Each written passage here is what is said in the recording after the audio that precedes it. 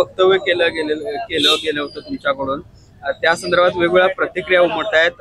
महाविकास आघाडीकडून तुमच्यावर टीका देखील होते, तुमच्यावर गुन्हा दाखल करण्याची मागणी देखील होती, कसं बघताय? भारत देशातल्या नागरिकांनी मोदीजींना तिसऱ्यांदा पंतप्रधान बनवण्याचा निर्णय घेतलेला आहे। अबकी बार 400 पारचा जो नारा भारतीय जनता पार्टीने आणि महायुतीने जो दिलेला आहे तो यशस्वी होताना दिसतोय। आणि म्हणून कोल्हापूर जिल्ह्यामध्ये असणारे जे शिवसेनेचे उमेदवार आहेत यांना सुद्धा जिल्ह्यातून प्रचंड प्रतिसाद मिळत आहे। आणि प्रत्येक तालुक्यामध्ये प्रत्येक विधानसभेमध्ये कोण ज्यादा मताधिक्य देणार अशा पद्धतीची चुरस आणि चढाओढ लागलेली आहे।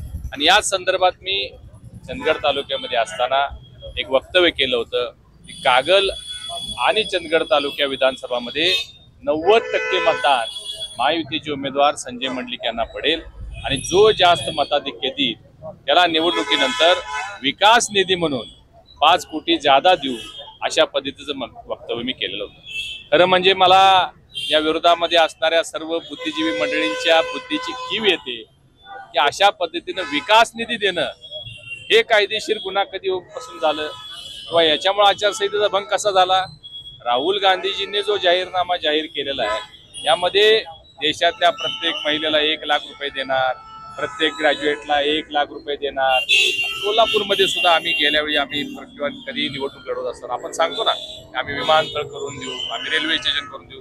हा काय आचारसंहितेचा भंग होऊ शकत नाही, हा विकास कामाचा प्रश्न आहे। आणि ते म्हणतायत की आम्ही गुन्हा नोंद करणार आणि मोठे मोठे नेते राज्याचे नेते यामध्ये अशा पद्धतीचं वक्तव्य करताय। खरं म्हणजे मी याच्याकडे एक जोक म्हणून पाहतोय, याच्या पलीकडे याच्याकडे पाहण्याची आवश्यकता नाही असं माझं मत आहे। आज एक बैठक महत्त्वपूर्ण झालेली आहे मुख्यमंत्र्यांची, काय या नेमक्या बैठकीमध्ये सूचना देण्यात आलेल्या आहेत? कारण दोन्ही ठिकाणी आता कोल्हापूर जिल्ह्यामध्ये आणि कोल्हापूर आणि हातकणंगले मतदारसंघामध्ये शिवसेनेचे 2 उमेदवार उभे आहेत। यांच्या निवडणुकीच्या नियोजनासाठी सन्माननीय मुख्यमंत्री एकनाथजी शिंदे साहेब आणि चंद्रकांत दादा पाटील आज दिवसभर कोल्हापूरमध्ये ठाण मांडून होते। प्रत्येक तालुकावार त्यामध्ये असणारे नेते, त्यामध्ये असणारे पदाधिकारी यांना वैयक्तिक भेटून त्यांचे प्रश्न, काही समस्या, काही अडीअडचणी असतील तर त्या जाणून घेऊन ताबडतोब त्याचा निकाल तिथं लावून त्यांनी आज खूप मोठी बदल म्हणजे आज या दोन्ही मतदारसंघातले दोन्ही उमेदवार प्रचंड मताधिक्याने निवडून येतील अशा पद्धतीचं नियोजन आज मुख्यमंत्री महोदयांनी दिवसभरामध्ये ज्याला आपण आपल्या भाषेमध्ये जोडण्या म्हणतो त्या सगळ्या जोडण्या घातलेल्या आहेत। अनेक लोक जे विरोधामध्ये प्रचार करत होते त्यांना सुद्धा या ठिकाणी आणून बोलवून मुख्यमंत्री महोदयांनी त्यांच्याशी चर्चा केलेली आहे। आणि म्हणून या दोन्ही मतदारसंघामध्ये प्रचंड मताधिक्याने या निवडून येतील अशा पद्धतीचं आज नियोजन मुख्यमंत्री महोदयांनी केलं। तक्रारींचा पाडा उमेदवारांचा जास्त वाचला गेलाय असं समजते?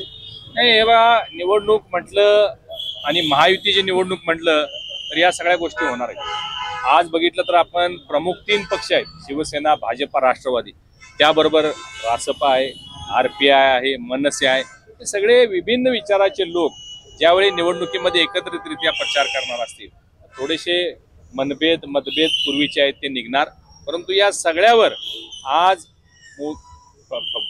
मुख्यमंत्री महोदयांनी जसं म्हणतात ना, एक फेविकॉल का जोड है टूटेगा नहीं, मजबूत जोड या सगळ्यांचा करून सगळ्यांना संदेश दिलेला आहे या निवडणुकीमध्ये या सर्व उमेदवारांचा प्रचार करण्यासाठी। नाही, त्यांनी आज मुख्यमंत्री महोदयांना आवाडे साहेब भेटलेले आहेत। खरं म्हणजे ती बंद खोलीमध्ये चर्चा झाली, काय चर्चा झाली याचा तपशील किंवा खुलासा माझ्याकडे नाही आहे। महाविकास आघाडीकडून शिक्षण संस्थांमध्ये शिक्षकांना आणि विद्यार्थ्यांकडून प्रचार करून घेतला होता अशा पद्धतीची तक्रार महायुतीने केली होती। काल एका संस्थेला धारेवर देखील धरलं, कसं बघता एकूणच या सगळ्या प्रकरणाकडे? हा महाविकास आघाडीचा अजेंडा नाही आहे।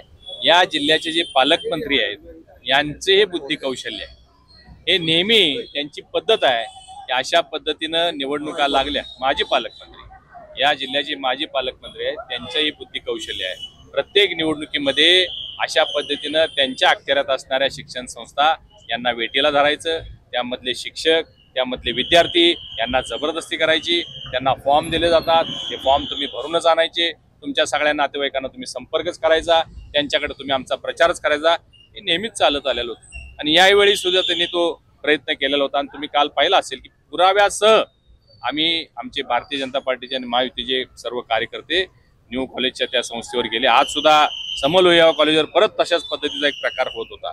हे खरं म्हणजे हे लोकशाहीला धरून नाही आहे. अशा पद्धतीनं शिक्षक जे शासनाचा पगार घेतात त्यांच्याकडून तुम्ही वैयक्तिक प्रचार कसा करून घेऊ शकता? जे विद्यार्थी शिक्षणासाठी तुमच्या शिक्षण संस्थे आहेत त्यांची फी तुम्ही भरमसाठ भरून घेता, त्यांना तुम्ही तुमचा प्रचार कसा करायला लावू शकता? आणि म्हणून आम्ही त्याच्यावर आक्षेप घेतला आणि काल त्यांनी संस्था चालकांनी माफी सुद्धा मागितलेली आहे. महायुतीचे उमेदवार कधी उमेदवारी अर्ज भरणार आहेत? कशा पद्धतीचं नियोजन आहे? 15 तारखेला दुपारी 12 वाजता अर्ज भरण्याचा मुहूर्त आहे. सकाळी 9 वाजल्यापासून गांधी मैदान या ठिकाणी महायुतीचे आमचे सर्व दोन्ही उमेदवारांचे सर्व कार्यकर्ते पदाधिकारी हजारोंच्या संख्येनं गांधी मैदान या ठिकाणी जमून महाद्वार रोडवरून ही सगळी मंडळी शिवाजी पुतळ्यामार्गे येणार आहेत आणि शक्ती प्रदर्शन करून आम्ही हा अर्ज भरणार आहोत. प्रकाश आवाडे मंगळवारी आपला ज्या विरोधी उमेदवाराच्या बद्दल आता तुमचे उमेदवार बोलले त्याच्याबद्दल कान उघडणी केल्याचं समजते, काय नेमकी मला लक्षात नाही, परत सांगा. शाहू महाराजांच्या बद्दल चुकीचं वादग्रस्त वक्तव्य उमेदवारांनी केलेलं होतं युतीच्या, तर त्याच्याबद्दल सीएमनी कान उघडणी केल्याचं समजतंय, नेमकी काय नाही, परिस्थिती? मी पूर्ण वेळ सीएम साहेब आज आल्यापासून आता ते निघाले तिथपर्यंत मी आज त्यांच्यासोबत आहे.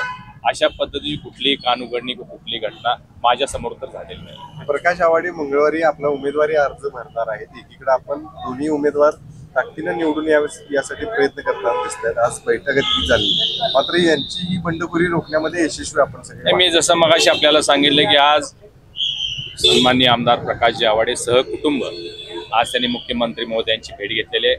बराच वेळ त्यांनी बंद खोलीमध्ये चर्चा केलेली आहे. कदाचित मुख्यमंत्री महोदय त्यांची या संदर्भात काहीतरी समन्वयाची बातचीत झाली असेल आणि भूमिका घेतली असेल. आज जरी ते अर्ज भरतो म्हणत असतील तर ते भरणार आहेत की नाहीत आता हे खरं म्हणजे मुख्यमंत्री महोदयांना सांगता येईल, मला सांगता येईल. सीएमच्या 4 तासाच्या बैठकीमधला हा जो जोड आहे फेविकॉलचा, हा 6 महिन्यापर्यंत टिकून राहील का?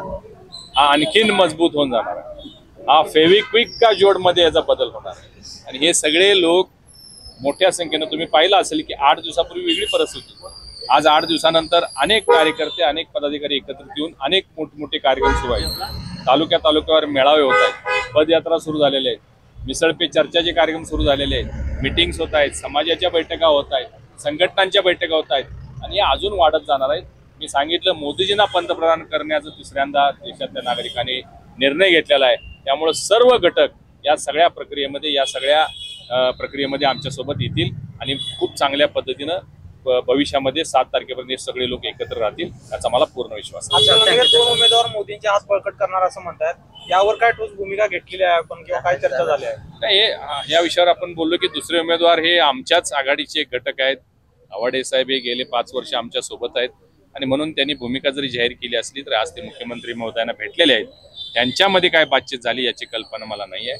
काहीतरी सकारात्मक तोडगा निघेल याचा मला विश्वास आहे. पुढारी CSDS लोकनेते सर्व्हेमध्ये भाजपला मोठं यश मिळताना पाहायला मिळतंय. जसं अनेक वेळा अनेक सर्वे पुढे आले होते, त्यामध्ये आता पुढारीच्या सर्व्हेमध्ये देखील तशीच माहिती समोर येताना पाहिलं. पुढारीचा सर्वे हा सत्य सर्वे आहे.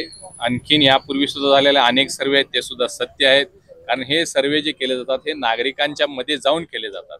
पुढारीनं सुद्धा लोकांच्या देशांच्या लोकांच्या किंवा जिल्ह्याच्या लोकांमध्ये जाऊन हा सर्वे केलेला आहे. त्यामुळे निश्चितपणानं ते जे सांगतायत तेच घडेल. 1-2 जागा त्याच्यापेक्षा जास्त येतील याचा मला विश्वास आहे.